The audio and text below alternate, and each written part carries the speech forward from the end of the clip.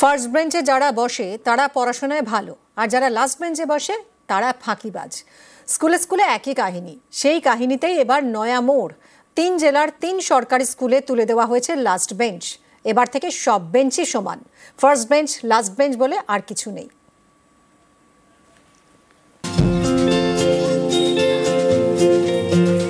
প্রথম স্কুলে যাওয়ার দিন, প্রথমবার ফেল কিংবা প্রথমবার প্রথম হওয়া, প্রথমবার বন্ধুর সঙ্গে টিফিন ভাগ করে খাওয়া, প্রথমবার কাদা মাঠে ফুটবল। বন্ধু চল। স্কুল অনেক প্রথম কিছু জানে, আবার এই স্কুলই জানে ফার্স্ট বেঞ্চ আর লাস্ট বেঞ্চের গল্প। যারা প্রথম বেঞ্চে বসে তারা প্রথম সারিতে, আর যারা লাস্ট বেঞ্চে, রেজাল্ট বের হলে তারা লাস্টের দিকে। এর উল্টো কাহিনীও আছে। লাস্ট বেঞ্চে বসা ছেলে বা মেয়ে অনেক সময় প্রথম বেঞ্চের বন্ধুদের টেক্কা দিয়ে দেয়। তবু প্রথম বেঞ্চ আর লাস্ট বেঞ্চের গল্প সব স্কুলেই প্রায় এক। এই গল্পেই এবার টুইস্ট। লাস্ট বেঞ্চে বসার জন্য কাউকে যেন বাঁকা চোখে দেখা না হয়, শুধুমাত্র লাস্ট বেঞ্চে বসে বলে কাউকে যেন ফাঁকিবাজ বলে ধরে নেওয়া না হয়, এটা নিশ্চিত করতে লাস্ট বেঞ্চটাই তুলে দিল 3 জেলার 3 সরকারি স্কুল। উত্তর 24 পরগনার দেগঙ্গা, এখানকার শ্বেতপুর প্রাথমিক বিদ্যালয়, সরকারি স্কুল, প্রায় 300 পড়ুয়া। এই স্কুলে শুরু হয়েছে no more back benchers model. Deganga block অফিসের নির্দেশ, সেই মতো প্রতিটি ক্লাসে ইউ আকারে বেঞ্চগুলি সাজানো হয়েছে। মঙ্গলবার থেকে এভাবেই চলছে ক্লাস। যদি এইভাবে ক্লাসে ইউ শেপ আমরা যদি ক্লাসে করতে পারি, বেঞ্চগুলো ঘুরিয়ে, তাহলে তারা আমাদের সংস্পর্শেই সবসময় থাকতে পারবে এবং আমরাও তাদের কাছে ক্লাসরুমে সহজে পৌঁছাতে পারবো। এতে করে দেখলাম বাচ্চাদের ব্যাপক সাড়া এবং তারা খুব আগ্রহী।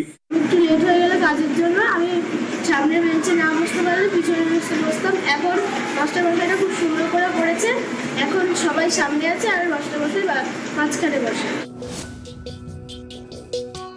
ব্যাক বেঞ্চে যাদেরকে বলা হয় তাদের ক্ষেত্রে টিচারদের অ্যাটেনশন একটু কম যায়। এই উদ্যোগটা আমার মনে হয় যে বাচ্চাদের ক্ষেত্রে সুবিধা হবে, বাচ্চাদের পড়াশোনা আরো মানটা বাড়াবে। আমরা আমাদের 2 এসআই সাহেবের সাথে কথা বলেছি যাতে এই উদ্যোগটা যতগুলো স্কুলে করা সম্ভব আমরা সেগুলোকে করব। বকুলতলা প্রাথমিক বিদ্যালয়, দক্ষিণ 24 পরগনার রায়দিঘির সরকারি স্কুল। এই স্কুলেও বেঞ্চে বদল। ফার্স্ট বেঞ্চ, লাস্ট বেঞ্চ বলে আর কিছু নেই, এবার সবাই মুখোমুখি। স্কুলের ভারপ্রাপ্ত প্রধান শিক্ষকের উদ্যোগে এই বদল। দেখা গেছে গতানুগতিক ধারায় সামনের সারির ছাত্ররা যতটুকু মনোযোগ পায়, পিছনের সারির ছাত্রছাত্রীরা একটু উপেক্ষিত হয় বলে মনে হয়। ইউ আকৃতি বা সেমি সার্কেল হিসেবে এখন যে বাচ্চারা বসছে, এতে পরস্পরের প্রতি একটা শ্রদ্ধা, বন্ডিং, গ্রুপ ডিসকাশনের ক্ষেত্রে খুব সুবিধা হচ্ছে। ব্যাক বেঞ্চ থাকছে না। মালদার ইংরেজ বাজার, এখানকার অক্রুরমণি করোনেশন ইনস্টিটিউশন, 100 বছরের পুরনো সরকারি হাই স্কুল। এই স্কুলেও no more back benchers model. জেলা শিক্ষা দপ্তরের নির্দেশ, মঙ্গলবার থেকে নয়া মডেলে চলছে ক্লাস।